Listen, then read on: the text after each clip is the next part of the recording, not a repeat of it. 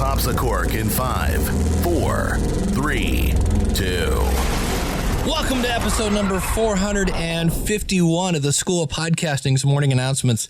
I just spent the entire weekend working on the podcast awards. I just got done doing the live broadcast. We'll talk about that today, what it's like to look stupid and live to tell about it. And the interesting thing, and I'll definitely be talking about this more in the future, is it's interesting. We always say how, there are best practices maybe in podcasting. You can do whatever you want. But all I hear from people is, I want to grow my audience. I want to grow my audience. I want to connect with my audience. I want more people to pay attention to my show.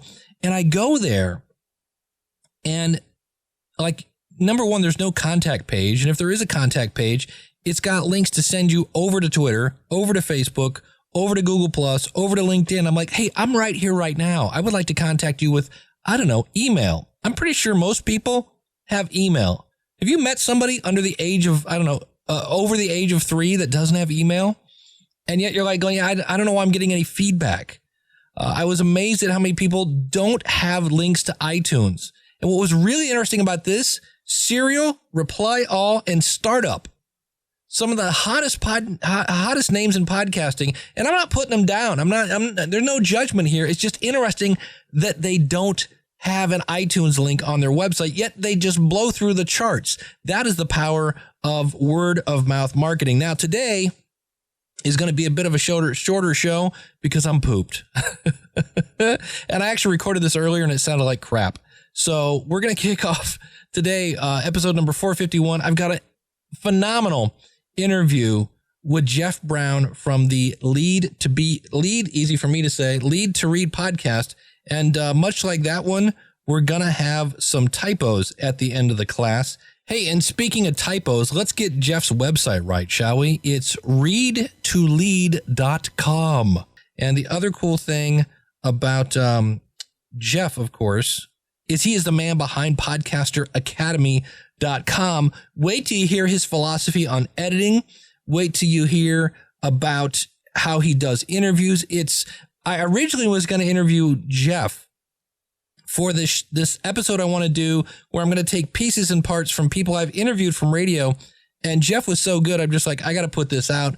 And I am looking forward to that. I got to interview Philip Keller yet, better known as Trapper Jack. So with that, I'm going to sit down. I'm going to take a breath and say it with me. Hit it, ladies. The School of Podcasting with Dave Jackson. Oh, podcasting since 2005. I am your very own personal podcast coach. Right there in your pocket, in your ears. And I've come along to help you massage your message, tackle the technology, and flatten the learning curve, and get you on your way to pain-free podcasting. Our website is schoolofpodcasting.com. And I'll just say this right here. I just got doing the podcast awards announcements. I've been working all weekend with Rick Calvert from the new Media Expo. Of course, the podcast awards Tuesday in, not this Tuesday, April 14th in Las Vegas, hosted by Dennis Miller and Emily Morse from Sex with Emily. I want to say a big shout out to Kathy Kelly of Special Mouse, who is a member of the School of Podcasting, and she has been nominated in the travel category. So congratulations to Kathy. And I want to say a special thanks to all the people who volunteered to review the different podcasts that were nominated. We had set up an original plan, and to make a long story short, I'm not sure exactly why, but everything got pushed back. And in the end, we ended up having a lot less time to do the reviews than we expected. And I said, hey, here's the deal. I know we've changed the plan. We've changed the rules on you. If you can't do it, that's fine. Let me know. And I went out to some of the communities. I said, we do have some podcasts that need reviewed. And it was cool to have people. It was kind of humbling in my case that it wasn't so much that they wanted to review podcasts is they wanted to help me because they knew I was in a pickle. That was really cool. And so sure enough, we all stayed up late and, we're going over these things and listening to podcasts and rating them and this whole 9 yards because we had to have multiple people review these categories. And to make a long story short, not everybody got theirs in on time. And literally, a couple of hours before we're doing the announcements, we actually let somebody submit a sheet, even though we shouldn't have. And so we're recalculating the numbers and this and that. So literally, minutes before we went live, I was pasting numbers into this PowerPoint presentation and either didn't save my changes or what, but I'm freaking out and, just checking to make sure I have something on every slide. Well, somehow it didn't. And there I was live in front of about 150 people. And I went to my next slide and it was empty. And I went, oh, okay. Now this is where being a trainer, I've been teaching technology for over 20 years. The computer's not always your friend. I don't know if you know that or not. They're kind of like dogs. Sometimes if you just take your hand and put it on the monitor and go, it's okay, I'm your friend, they'll actually behave better. But there I was, and egg just going all over my face. And I just went, hey, Rick, why don't you read the nominees while I fix this? And it was fine. In the end, so for all those people that are like, I'm afraid about starting a podcast because I might look stupid, I'm here to tell you I look stupid tonight. And, we are learning. This is the first year we've done the podcast awards. And much like when you start podcasting and you go, man, this took a whole lot more time than we thought. The podcast awards took a whole lot more time than we thought. And aside from breaking to eat a sandwich, I've been going at this for 14 hours today. And so I'm just here to tell you, I know the one category we listed, we had 9 nominees instead of 10, because when I copied and pasted, I think I didn't get them all or something happened there. So it wasn't the smoothest thing. But here's the thing. Aside from me telling you that, some of you may not have noticed. Now, it was amazing how many people did via tweet. They're like, hey, there was only 9 in that category. Okay. But I looked stupid. We looked exactly like we were. We were a little rushed.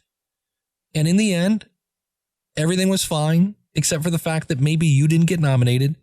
And I'm going to tell you right now, you ready for some, we talk about valuable content. This is valuable content. Write this down. Put it in Evernote. Put it somewhere that you will remember this next year. This is how you win the podcast awards. You ready? You go to your audience and you tell them what to do. You say, my buddy Daniel J. Lewis, who did get nominated for the Audacity to Podcast, and are you just watching and be on the to-do list? There's a bunch of things from Noodle.mx that were nominated. And I think part of it is because Daniel has won an award, and this is how you do it. You tell your audience what to do. You don't say, please nominate me, because here's what happened. There were a lot of podcasts that were nominated in this category. They were in general. They were in this. They were in best produced. They were in this and that. And if you said, no, vote for me in this category, then you harness the power of your audience and you get a whole bunch of votes in one category as opposed to a bunch of nominations in 6 categories. That is how you get to the top, because I saw that a lot and was like, ooh, wow, that's a bummer. And there are some big shows that didn't make it to the top. That was kind of interesting. And I'll be talking, there's some things we're going to do for people we announced the top 10 tonight for finalists. And I was talking with Rick, and if you were 11 through 20, you're going to get notified. Now, I know it sucks to say, hey, guess what? You didn't make it to the finalists. But if I was them, I would want to know I made it to the top 20. And then say, by the way, next year, you might want to put an iTunes link and an RSS link. That's the other one. So many websites, they have 2 buttons, a Facebook button and an iTunes button. And on one hand, we can say that Apple owns the market because of so many iPhones. The other thing is nobody's putting the RSS feed. If you're using an Android phone, depending on the scenario, depending on the software you're using, if you want to manually subscribe to a feed in whatever podcatcher you're using on the Android device, you need the RSS feed, and the iTunes feed won't work in most cases, and nobody's putting the RSS feed there. That was another one that was amazing. So I'll definitely be talking about that in the future, but I want to get to the interview I did with Jeff Brown. Super nice guy. And originally, like I said, I brought him on to talk a little bit about radio and to get his insights, and I was going to mix it in. And there's great stuff here about identifying your target audience. There's interesting things here about interviews. There's interesting things here about organizing and how it works behind radio. So without further ado, let me get you and let's listen to this interview with Jeff. Joining me via Skype. So glad to have him. Is this still right? You were in radio for 26 years? Yeah, almost to the day, actually. And I know that because my first day on the air at my first job in radio was on July the 4th.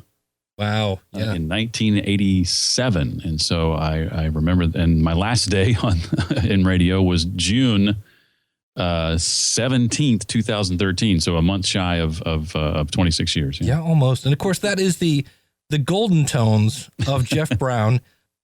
So over those 26 years, was radio changing? Was it always evolving, or was it kind of the same as when you got into it?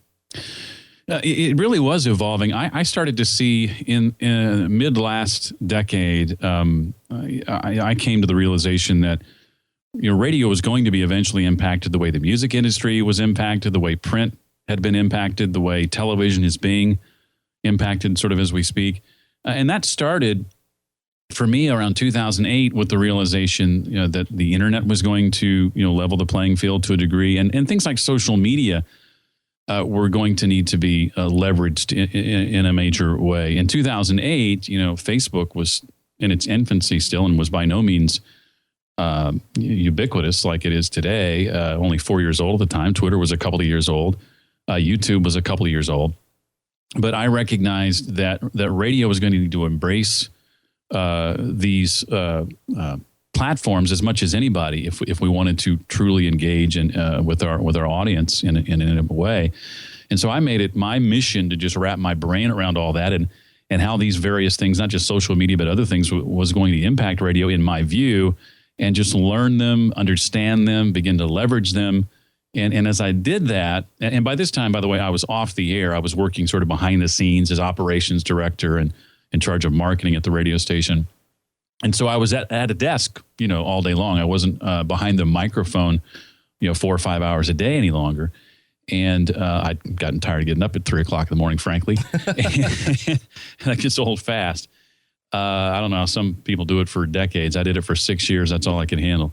But I just began soaking up everything I could related to those things and align myself with folks like Mark Ramsey of Mark Ramsey Media, who in my view is a genius. He's a researcher by trade and a radio futurist, you might say, and really believe to this day into everything he preaches, and wanted to make sure that my stations, WFM has stations all over the country, and I wanted to make sure that my stations was ready for this ebb and flow of changes that was about to hit us. Now, having said all that, I think radio still misses the boat by and large. I was reading some podcast-related article the other day, and they were interviewing some radio folks about, Serial and all this barrage of new people coming to podcasting. And the radio exec they were interviewing acted as if podcasting was in no way a threat to radio. And his statement was, well, you can't podcast traffic reports, as if to say that, radio is willing to hang its hat and its future on traffic reports. And weather. Don't forget weather. Yeah. And it just boggles my mind. I was literally this morning traveling in rush hour traffic for the first time in I don't know how long to attend a breakfast that I was putting together. And typically when I'm traveling for any length of time, I'll pull up the Waze app on my phone, and it will tell me in advance if I've got any issues, or even Google Now, it's good for that.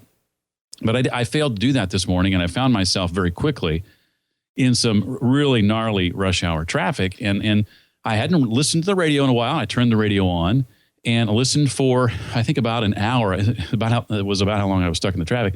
The first 30 minutes, I heard 2 traffic reports, and neither of which mentioned the problem I was in.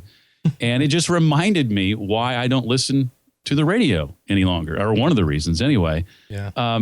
For radio people, industry people to think that, local traffic and weather or anything else local is going to be what saves you.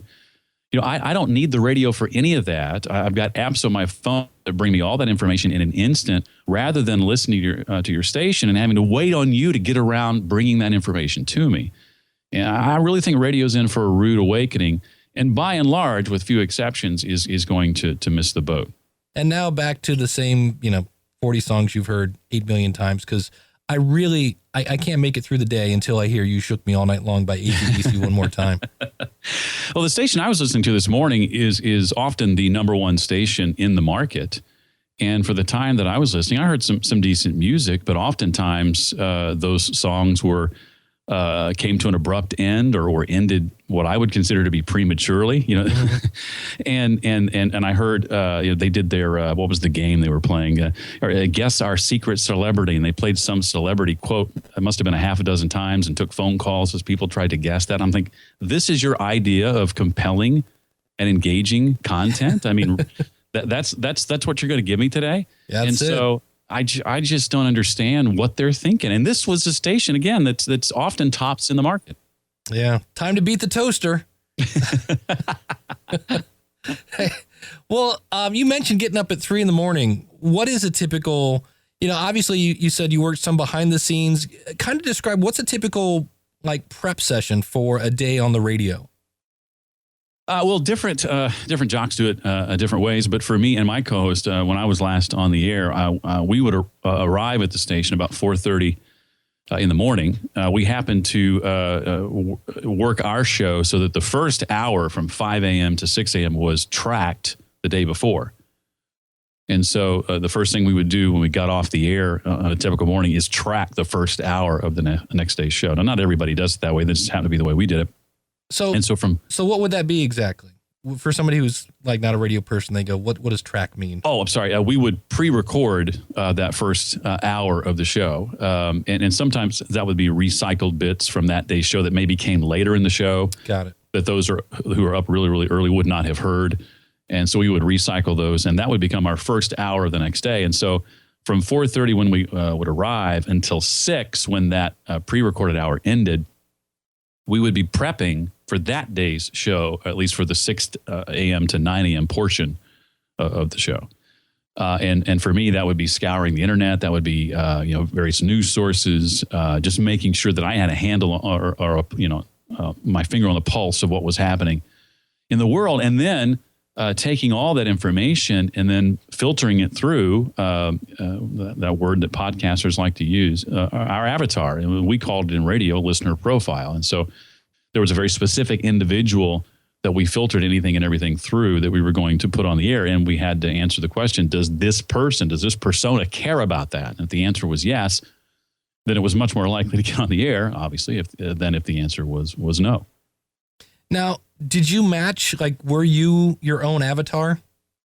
Me? No. It was adult contemporary was the format, and the listener profile or the avatar was a 28-year-old mom, mother of 2, married to Michael. Her name is Jessica. She works part-time outside the home. They go to church, 2-3 times a month. She loves these, X number of TV shows, that sort of thing. So how would you then, because to me, anything I want to talk about, if it doesn't excite me, I'm kind of lost. So yeah, how did that work when you're like, great, we're going to talk about, potluck recipes today? Well, I always tried to do a show that was not a show that could be done any day of the year. Now, there were exceptions to that. What I mean is, potluck recipes, and I know that you were just being right. funny and making up an example, but that's something that could be done on any show on any day. But for us, what we tried to do is make the show specific to that day and try to understand what was on Jessica's mind that morning? What was she excited about? What was she concerned about?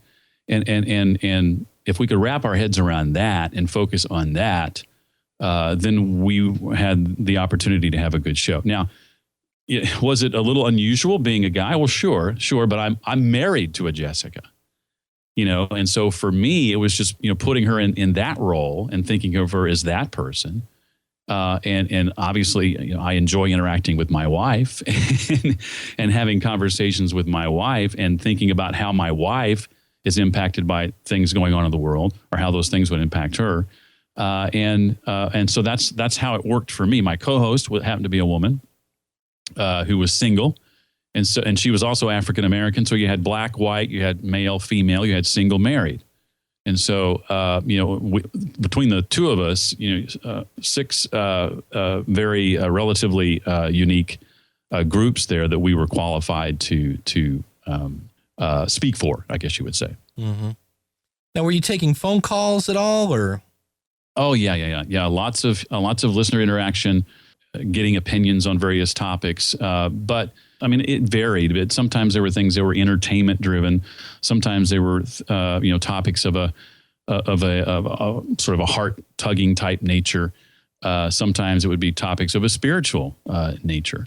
But we were always constantly working listener phone calls and making the listener as much of the show as we possibly could. So as we kind of now point ourselves towards podcasting, now that you're doing podcasting, to me, that's one of the coolest things about when I do a live quote podcast. I don't know how you would describe that. That's one of the things I love is having a chat room where I'm getting instant feedback and taking phone calls and things like that. As you now are doing Read to Lead, what are the biggest differences you see between podcasting and radio? And what do you think a podcaster can learn from you kind of, as you work your podcast, you go, man, I'm glad I have those years in radio because blank. Yeah, a good question. One of the things I felt like I have learned as much as anything, and the thing I try to pass along to my clients is to make sure that I'm not doing things that I would, this is how I would put it, not doing things that strip away layers of intimacy. This audio medium that we're a part of is a very intimate medium by its very nature, but oftentimes podcasters will inadvertently strip away layers of that intimacy without realizing they're doing it. I had a talent coach.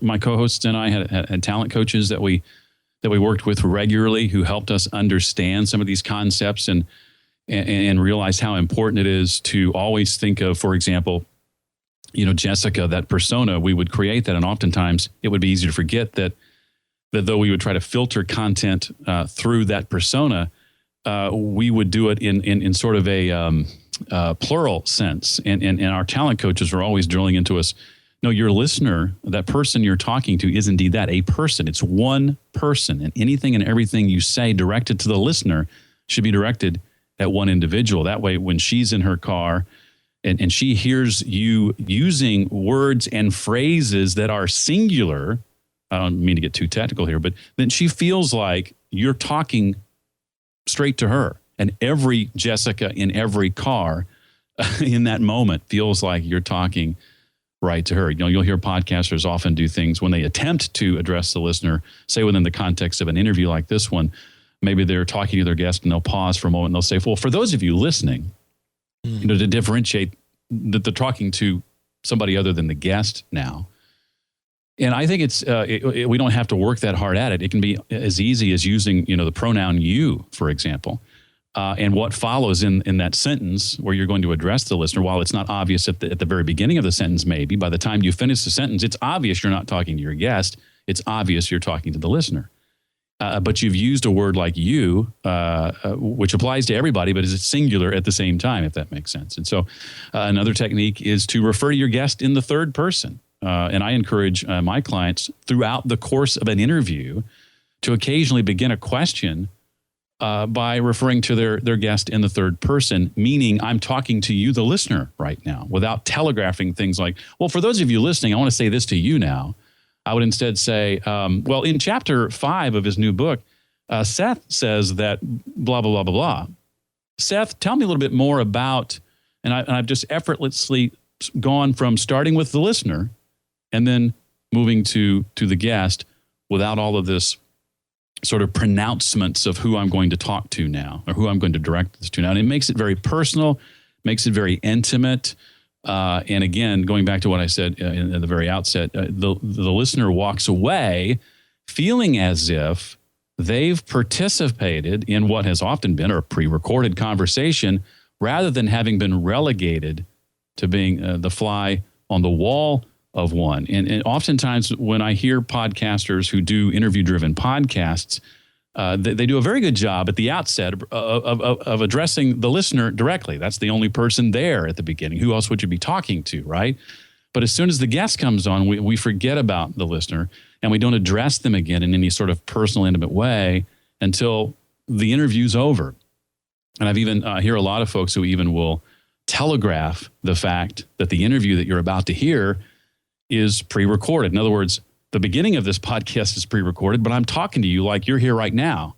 But I'm going to tease this thing I'm about to play for you that I did the other day. And it becomes this recording within a recording. Yeah. Sort of like the movie Inception, where it's a dream within a dream, right. You know? And so I encourage my clients to, instead of referring to in the beginning of your podcast, this interview that you recorded last Friday, treat it like it's this thing that's about to happen. You know, there's some theatrics here too. Treat it like it's a thing that you haven't experienced yourself, and treat it like a thing that you and your listener are about to experience together and for the first time. And when you can do that, you put those layers of intimacy back into the podcast rather than stripping them away. And I know one of my pet peeves is when I hear somebody say, you know, they're talking to you, and then they'll say, we'll continue that right after this, and they go to a commercial break, as opposed to the person that just starts doing the, hey, speaking of that, let me tell you about this. And I know they're doing a commercial, but they're still with me.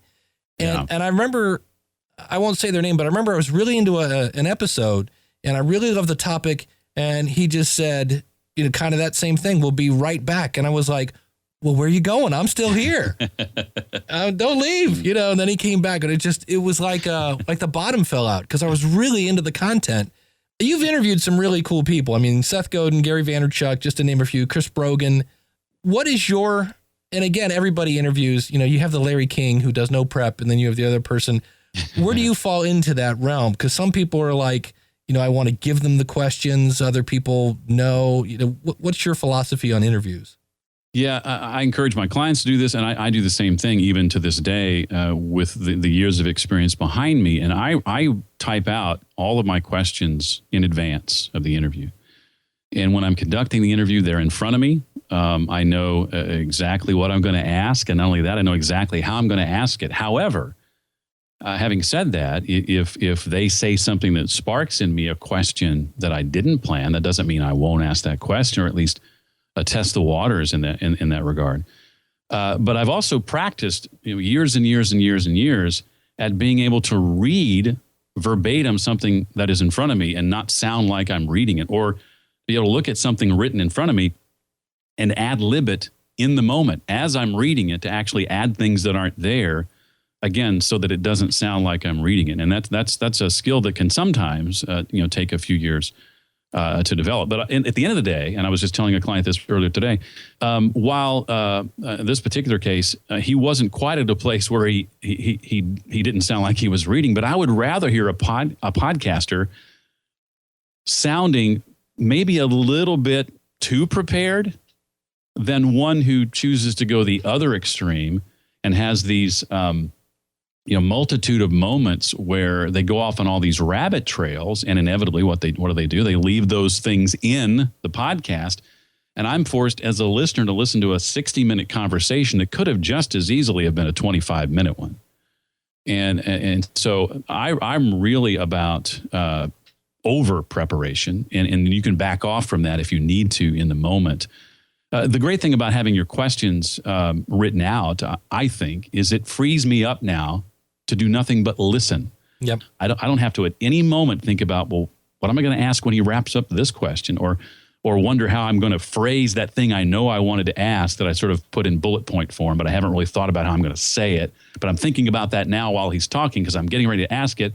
And oh, guess what? I just missed the last 20 seconds of what he said and have no idea what just transpired. I don't have to worry about any of that. Your guest just admitted that they're actually an alien, and and you're like, okay, so tell me about that. And you're like, what? Why didn't you ask him about the alien thing? Yeah. It can be really, really awkward or feel awkward if you've not done it too many times. And my clients sometimes will point this out. Virtually every relatively new podcaster I hear, after a guest finishes a question, there is this inevitable feeling or need to comment on what they just said, give your own version of that, paraphrase it, restate it, give your opinion of it. And oftentimes what that ends up doing is it just brings the forward momentum of the conversation to a screeching halt. And I try to get clients to understand that oftentimes the best thing you can do when your guest finishes answering a question is just ask the next one, especially if you've done your homework and prepped those in advance. So what you're saying is, no, I'm just kidding. That people rephrase what the person, no, I'm okay. Any moments from radio? Let's go both ends of the spectrum. Like, what was like one of the best things you did in radio? And do you have any fun-filled stories that you can tell when you went, yeah, okay, oops, They didn't break any laws, hopefully. Yeah. I was just telling this story to a friend yesterday. One of my favorite stories is when I was early in my radio career, I worked on the weekends and we aired the countdown. I can't remember which one this was, American Top 40 or it was the Dick Clark one, whichever one that was. Okay. Not the Casey Kasem one, the Dick Clark one. And this was serviced to the station on vinyl. Okay. So this was, even though this was, the late 80s and CDs were out by then, right. When this countdown, the entire 2-hour countdown or whatever it was serviced on vinyl. And I had a little cue sheet that told me how long the segments were, but I was hungry and I needed to get to Taco Bell. And so I did the math and I knew I could drive down and get my lunch and get back before that 12 or 13 minute segment ended. At least I thought I could. And so the segment was, 12, 13 minutes long, and then there would be like a network spot. And then that segment would end, and my job was to play a couple of local spots. And while those were playing, I would queue up the next segment on the record. I run down to Taco Bell. I get to the window, and I realize I'm running out of time, and my food's not ready yet. And I tell the woman, I said, hey, I'll be right back. I give her the money. I've got to run, but I'll be back in a few minutes. So I run back to the radio station. I pull in the parking lot, and that first network spot's already playing. And I'm running down the hall, and the guy at the other sister station's like, what in the world's going on? And I push open the studio door just as that network spot is ending, and I have to run around the counter, and there's silence on the air here for a few seconds. And I hit the stop button on the turntable, and you hear American Top 40. Or whatever the countdown was. Right. And then I queued it back up. I got the local spots going, got the next segment started, and ran back down to Taco Bell and picked up my food and came back. And had my supervisor known that I did that on a regular basis, I would have been fired, but thankfully he never found that out. That's the beautiful. It's nice to know that your boss was never listening. That's right. But yeah, I mean, I've got all kinds of stories like that. I've got stories of getting locked out of the studio and nice. Having dead air and this is like in the middle of the night and trying to get back in the building. All kinds of crazy stories, but not that those are all that crazy. But I mean, I have just been very blessed, as I said early on, with just a really, really long career in that field. And I got to do all the things I wanted to do, from starting out and working overnights and weekends and sort of paying the dues to hosting a nationally syndicated morning show and having some awards thrown at me and that sort of thing. And the cool thing is that when I started, in the 80s, anybody who wanted to do that line of work, and this, somebody had to give you permission to do that. You had to, fall into someone's good graces to have that opportunity. But the great thing about podcasting, well, that's, as Seth Godin says, you don't have to wait to be picked. You can pick yourself. And so if I want to do a show that is heard all over the world, not just in that market I'm on the radio in or in a handful of markets, I can do that. Anybody can do that and have their own show. Now, what happens when that's the case? If everybody can have a show, or if everybody can write a blog, then oftentimes everybody will. And so things like, curation become really, really important. And so I think there's value in that as well. So I'm a big believer in this whole idea of time-shifted audio on demand, whether that's delivered in a podcast or in some other way in the future. I'm sort of agnostic about, but I'm super excited about the opportunity for those of us in this space going forward. And we look at the changes in new car dashes and what's going on there. I think the future is as bright as it's ever been for content creators like us. And with your Read to Lead podcast, is that the only podcast you got going at this point?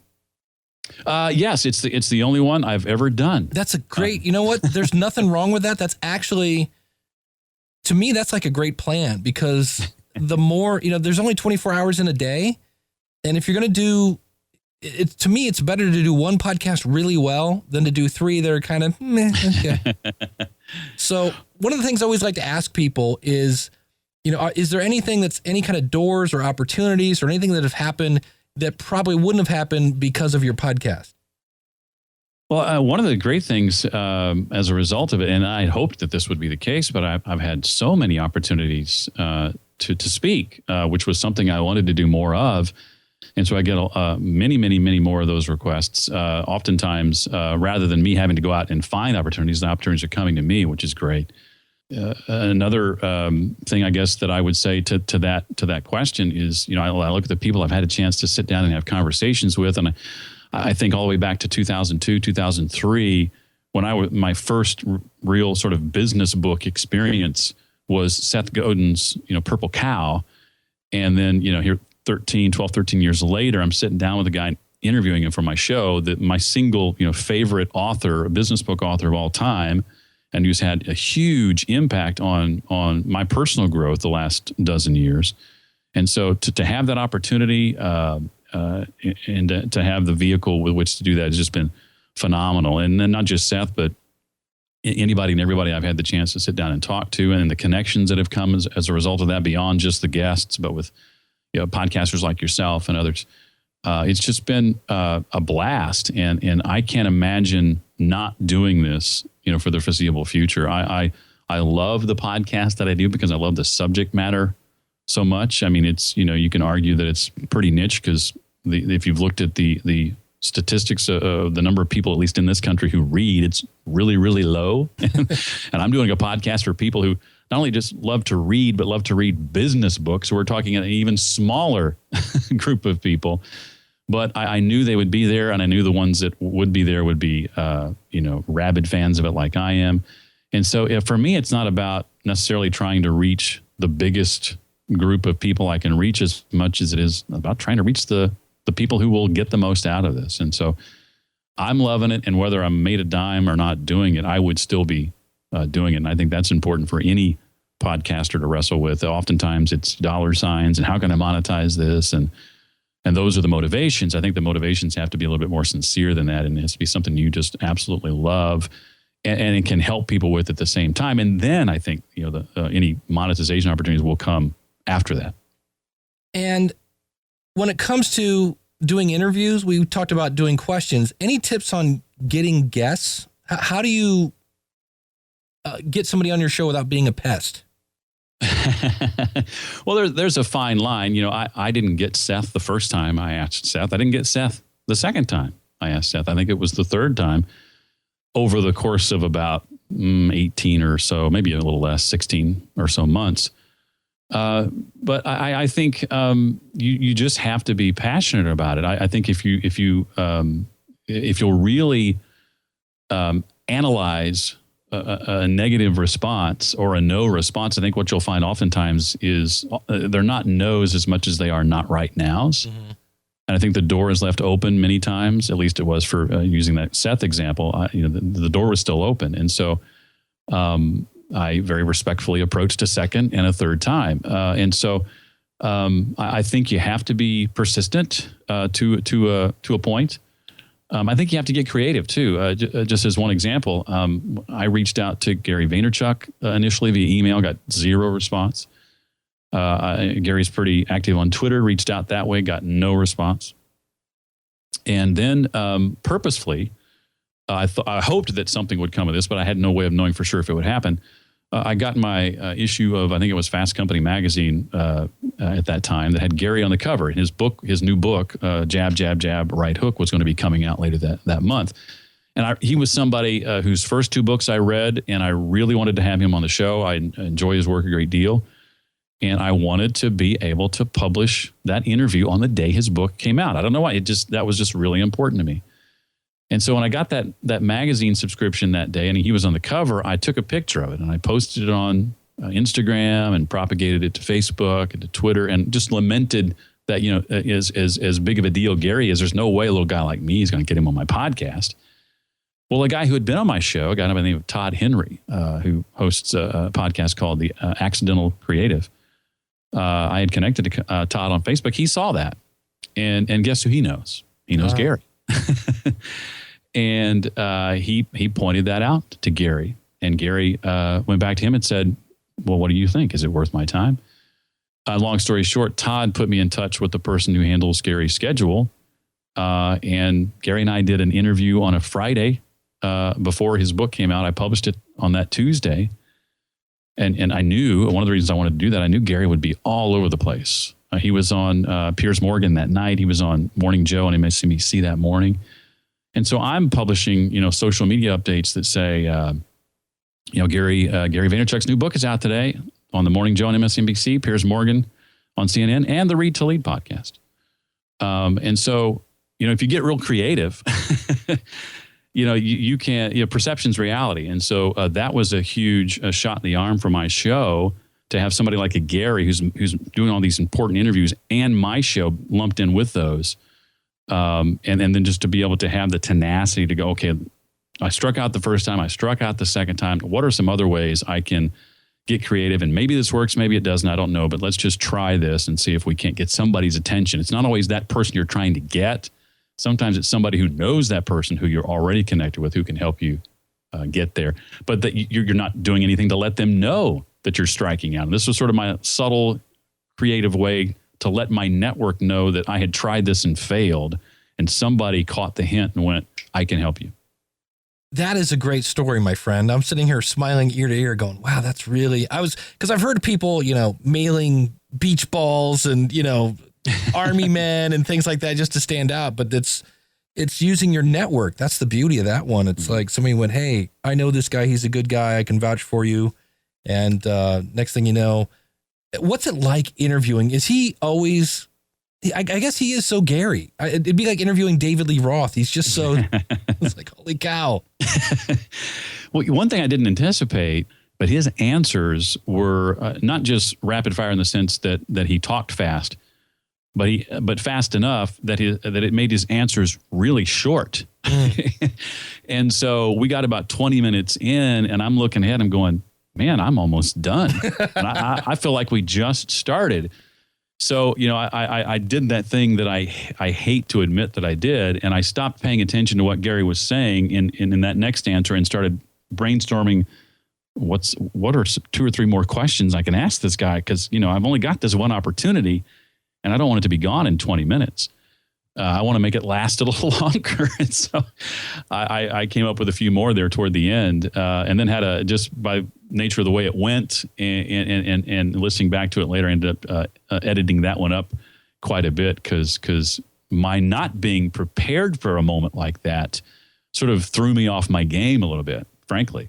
And so I had some work to do on the back end to really make that one be what I felt it needed to be as far as up to par. I have some folks I know who pride themselves on doing good work and having lots and lots of downloads every month. I don't want to disparage anyone, but they'll tout the fact that, well, gosh, I don't do any editing to my show.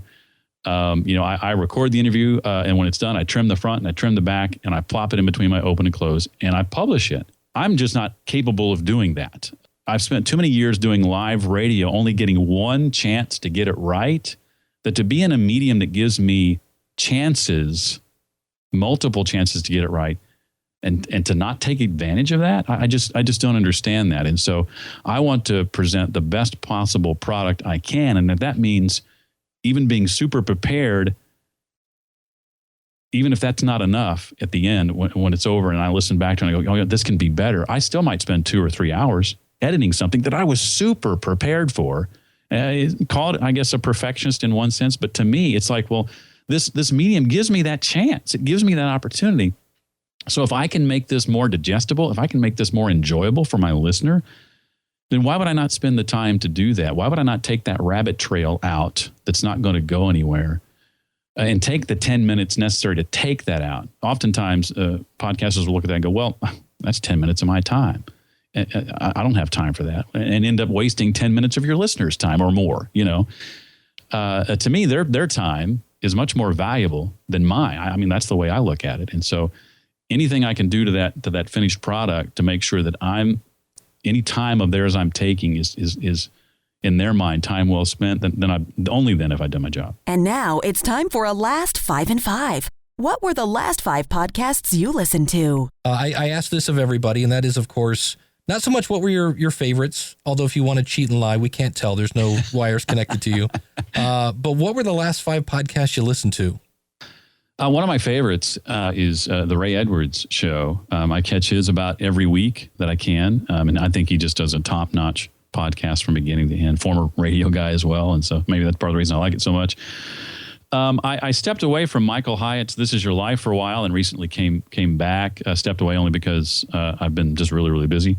But I've come back to that one. And these are all going to be podcasts that most people know. I'm enjoying Pat Flynn's new video podcast, though he's only a couple of episodes into that. I think his next one comes out in a day or two. I can't even remember what he calls it now. I think it's just SPI TV, isn't it? Yeah, that's it. Yeah, SPI TV. So I'm enjoying that. I enjoy Internet Business Mastery as well. Dan Miller's I usually catch every Friday. I catch Cliff every now and then. I usually with Cliff's, I check the topic and check whether or not it's something that I'm curious about. Jamie Tardy is one that I'll try to catch more often than not. Okay, we're into bonus content. Oh, sorry. That's all right. I went too far. That's the good stuff. Well, and this is a super easy question. Last one. Tell us a little bit about the Read to Lead podcast. I know nothing about it. No. I'm really the kind of person who feels like I need to always be learning, just on a constant state of learning. Dan Miller on my very first episode said something that has stuck with me these last 19, 20 months. And he said, if it ever becomes clear that I've stopped learning, dig a hole and push me in because I'm of no use to anybody. And that statement just sums up where my life has been the last dozen years and really sums up my podcast. To me, it's about this environment of learning, about bringing in people who are way smarter than any of us listening, certainly me. And whether it's leadership, personal development, general business, marketing, career, entrepreneurship, productivity, topics like that. I love reading books about all of those. And so to be able to sit down with these authors and talk to them about what they're learning, about the research that they're doing, the psychology of the whole process, to me, there's nothing more fascinating. And if that rings true with you, then you'll like a podcast like mine. It really is. I kind of consider it sort of an audio Cliff's Notes in one sense. I used to think when I first started the podcast that my job was to present the book in its entirety to you. And my philosophy on that changed, I guess, roughly, 6 or so months into the process. And I realized that's really not my job. It's to, because you're not going to get everything in a book in that amount of time, in 20 or 30 minutes. And so my job is to wet your whistle enough to know for certain whether or not this is a book you need to dig into more on your own, or whether it's one that you can skip. Having said that, I always want to make sure that there's something new to be learned, and I pride myself on vetting these authors. I talked about the importance of curation and how that's becoming more and more valuable earlier. I say at the outset of my show in the introductory episode that I'm not going to bring on somebody that I don't feel is less than, or somebody that I feel is less than a 5-star author of a 5-star book. So if you trust my judgment at all, you can rest assured in knowing that this person sitting here is somebody who I have vetted and who I feel is worth your time. I'm not just interviewing them because I needed to fill a spot. And so that to me is really important. So if you love business books specifically, and you love hearing from the people who have written them, and somebody who's been interviewing people for a little while, ask those questions, then the Read to Lead podcast is one that you'll probably enjoy. Super nice guy. I love that line about coming from a medium where you get one shot at doing it. Why wouldn't you edit? If you think about it, books have editors, magazines have editors, newspaper have editors, movies have editors, and yet so many people are like, I'm just going to record it and let it go. And that's fine. It is podcasting. You can do it that way, but you also have the ability to polish it and make it go. And speaking of that, I'm going to play some bloopers here in a minute. And what was interesting about this is I'm interviewing Jeff, and I've heard about what a great interviewer he is. I've heard about his Podcaster Academy, and I've heard about readtheleadpodcast.com. And I was actually a little intimidated by Jeff because he had such a radio background and things like that. And so you'll hear me kind of blub. I was too busy listening to his content. So then when it was time to ask a new question, I was like, and then at one point I knew where I wanted to go with Jeff, and I had most of the questions in my head, but I didn't have them written down. Should have had them written down. You'll hear me ask a question here that was just the dumbest question ever. And I'm like, okay, that's making the blooper reel. So want to thank you so much for listening in. Coming up on the show, we'll have some podcast rewinds.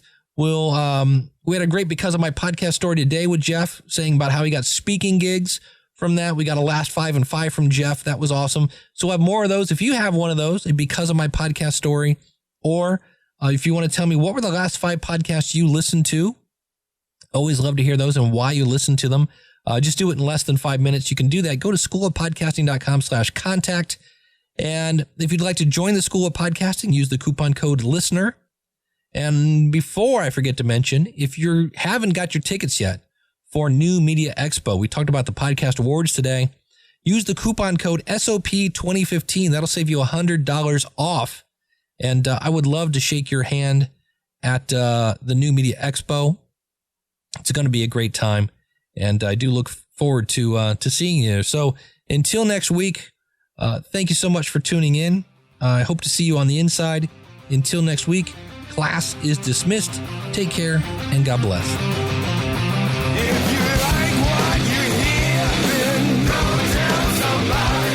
If you like what you hear, then go tell